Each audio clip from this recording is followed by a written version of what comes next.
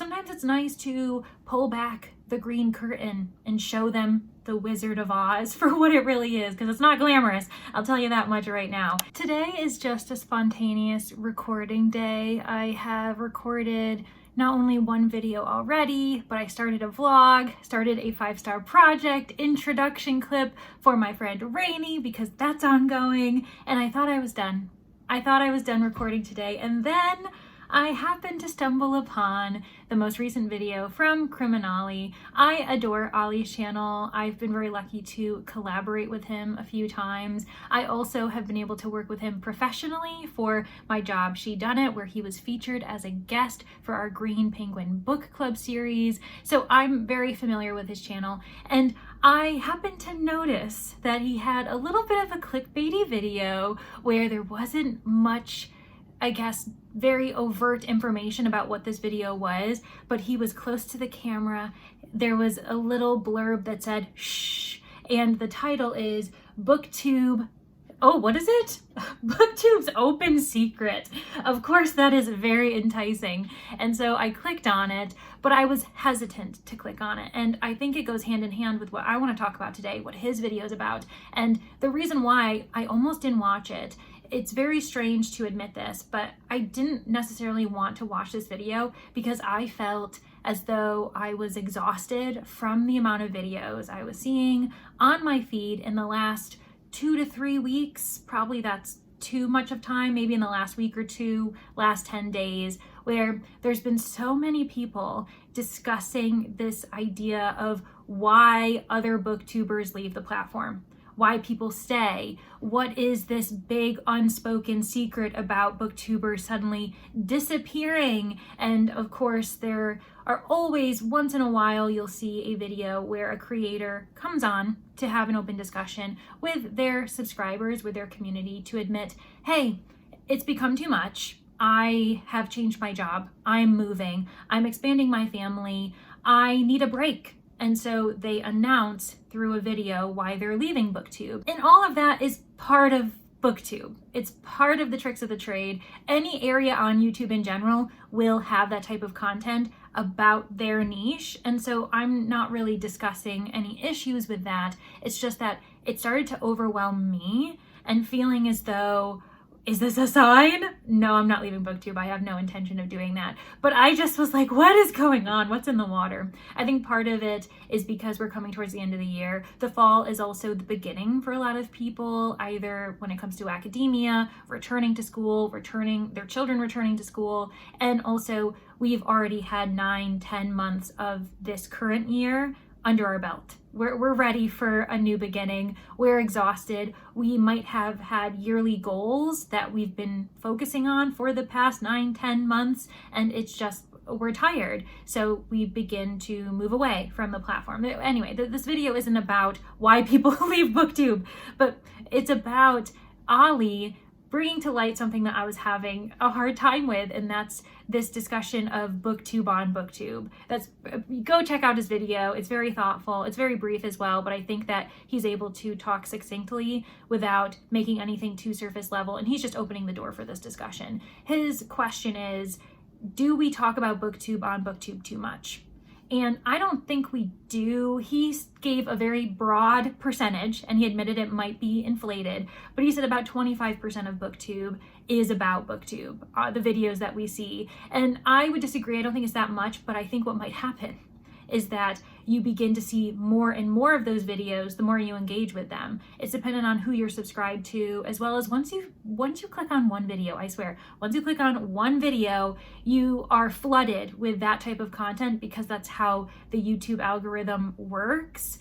And so if you watch one book haul or one book unhaul video, buckle up, because there's probably going to be half a dozen videos recommended to you in the next few days. And I think the same thing goes with content about BookTube. If you're curious and you want to, watch 1 or 2 videos, that was me in the last 10 days.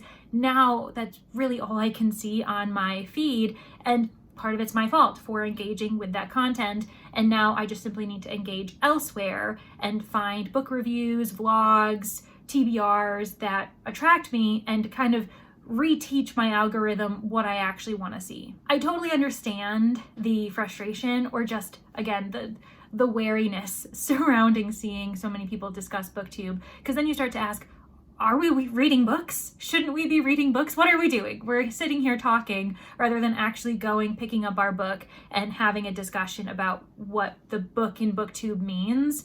And that is totally fair. I'm feeling the wariness as well, but there is a middle ground. I think at times it can be really healthy, especially when we're being transparent with those who aren't a part of booktube in the creator sense, those who watch booktube content. Sometimes it's nice to pull back the green curtain and show them the Wizard of Oz for what it really is, because it's not glamorous. I'll tell you that much right now. It's super fun, but I think that having an open discussion, sometimes being transparent, can be the best way to get closer to your community. It's just, it gets tired, just like book hauls do, just like book hauls do, just like vlogs can be tiring. A certain type of genre can be tiring for you. And I think the same thing can happen with a certain topic on booktube. But this is just me really responding to Ollie in a weird way. And now I feel like I'm perpetuating the issue because I'm talking about booktube on booktube.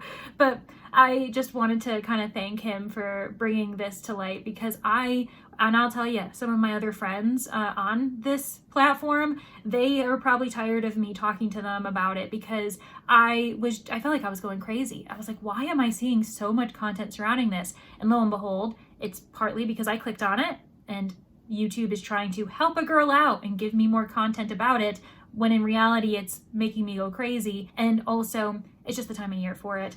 We have ebbs and flows. I think that once we get to end of year content where people are talking and reflecting about the year, we'll see more discussions about books, about reviews, best books of the year, worst books of the year, hopes and dreams for 2026. But for now, it was making me go a little stir crazy, and I appreciate that Ollie showed me that I wasn't the only one who was noticing this weird trend. But discussing booktube definitely has its place, whether it's to help people who want to get onto the platform. I know so many people who have joined booktube, including myself, where the first thing we did was Google search how to start a booktube channel. What do you need to know? What are some first steps to get you through the door as far as finally knowing how to edit a video? Because that was an eye-opening experience, thumbnails, all of that stuff.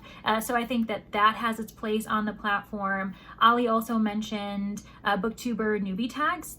Those are a great way to introduce yourself and practice getting in front of a camera, answering prompts, and just being honest and hopefully finding some new friends along the way. So there are places for this type of content. It's good, but it's a question of moderation. And I think that we can say that for any type of content. Hence why a lot of times I would hope when you go onto your favorite booktuber's channel, look at their feed, usually their videos are varied, right?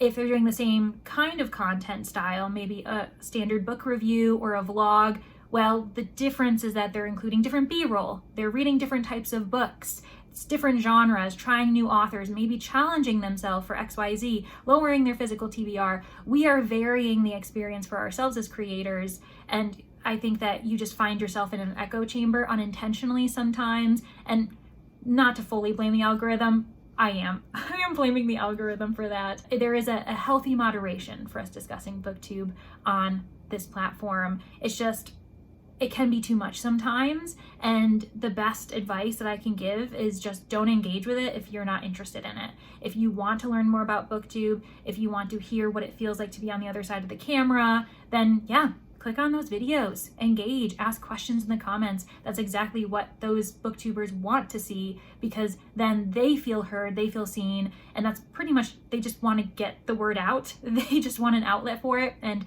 it's happening in video form. And if you're not interested in that content, don't engage with it. I'm learning the hard way. And that's not to say that the content shouldn't be out there. It's just that if it's not for you, if you don't want to see it, don't click on it, you know what I mean? Okay, that's it, friends.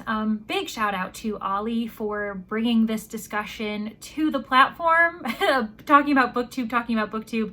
talking about booktube. Did I do too many booktubes? It's fine. Thank you so much, Ollie. You really made me feel seen this week, and I promise I won't be discussing booktube in any other form for the foreseeable future, unless I suddenly feel like it, and then that's my prerogative.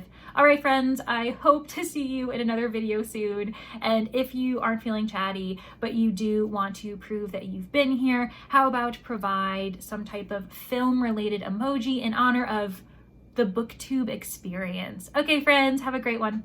Bye.